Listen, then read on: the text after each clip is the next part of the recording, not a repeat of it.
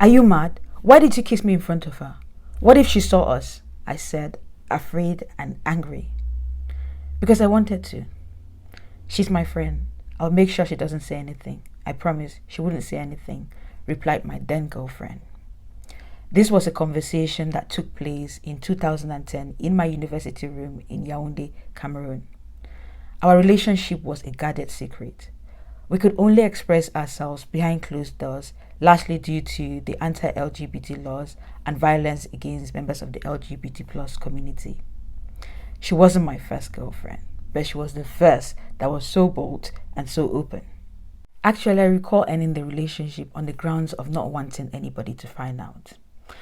Out of sheer desperation to be normal, I convinced myself that I was only a lesbian because I'd never been with guys. With that thought, I welcomed male attention and ended up in a relationship with a very nice guy with whom I was emotionally disconnected from. However, it wasn't long until the guy noticed there was something off about me and sat me down for an honest conversation. He wanted to know why I'd never been sexual with him. My reply was, I'm a virgin. Massa, even virgin the fear kiss. Do tell me say you no love me, he said in a rather sad tone. I felt terrible, and without thinking, I told him I'm a lesbian. In truth, things didn't change for the better for us. My confession left him distant and confused. After a while, I went back to the girl I'd ended things with. And not long after, I moved to the UK for studies. When I arrived in the UK, I found out that homosexuality wasn't a crime after all. However, it didn't take long for me to find myself in spaces that embrace one facet of me but deny the other. I can be a woman as long as I am not black. I can be black as long as I am not a lesbian. I can be a lesbian as long as I'm not African. But I cannot.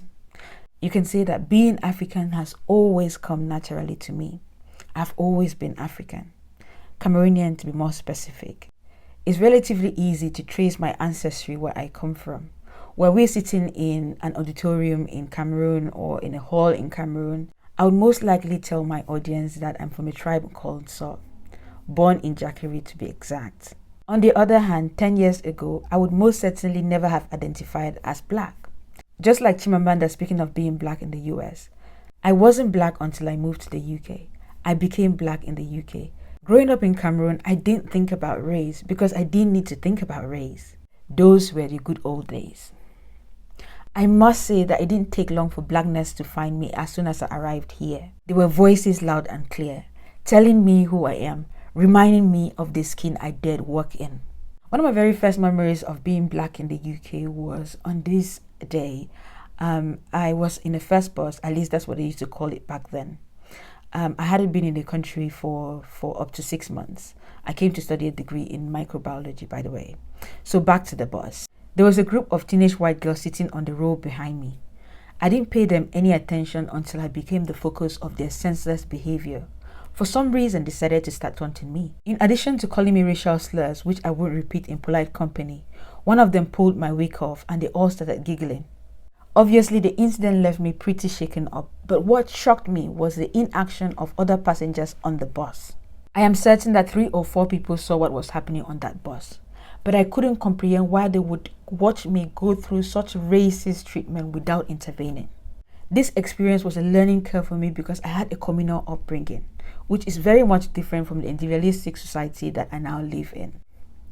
But most especially, this incident and many more I've had over the years of living in the UK taught me that blackness can be a collective identity and at the same time an alienating experience in a society like ours. In October 2017, I came out as a lesbian to my family and on all my social media platforms. As expected, it was a mixed bag of reactions from family and close friends. While some of them are still very adamant against who I am, some of them avoid discussing my condition altogether. But the public has had a lot to say. A movie producer promised to rape the spirit of lesbianism out of me if I ever step foot in Cameroon. Corrective rape is experienced by a lot of lesbians in Cameroon and across Africa. I still get a lot of death threats online and a lot of religious bigots have promised me a place in hell. It is one thing to experience this online. You can turn off your computer, report these comments, or block these people. However, I wasn't prepared for navigating these minefields in my real-life relationships. Since my coming out, it has been hard finding my place in the once welcoming African community here in the UK. You see, by design, most Africans believe that homosexuality is un-African. They think queerness is Western imported. This thought process is fed and fought by political and religious leaders who use their pulpit to spread violence against LGBT people across Africa. After failing to connect with my once loving African community here in the UK, I turned to the LGBT plus community for love, support, and protection. However, it wasn't long until I experienced racism in a community that was meant to support me. How can people who know what it feels like to be marginalize me? I was shocked with this experience. Among the Black community, I was made to feel like I'm too much of a lesbian to be Black. And among the LGBT plus community, I was made to feel like I'm too Black to be a lesbian. So what am I? Do I have conflicting identities? It was around this time of questioning that a friend introduced me to queer African history. It was also around that time that I realized that I was a natural continuation of my ancestors and that homosexuality is not un-African.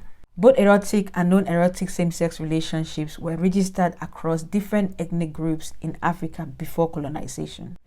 The Western concept of femininity and masculinity promoted an anatomical binary, erasing non-conforming Africans who didn't fit into these rigid Western gender structures.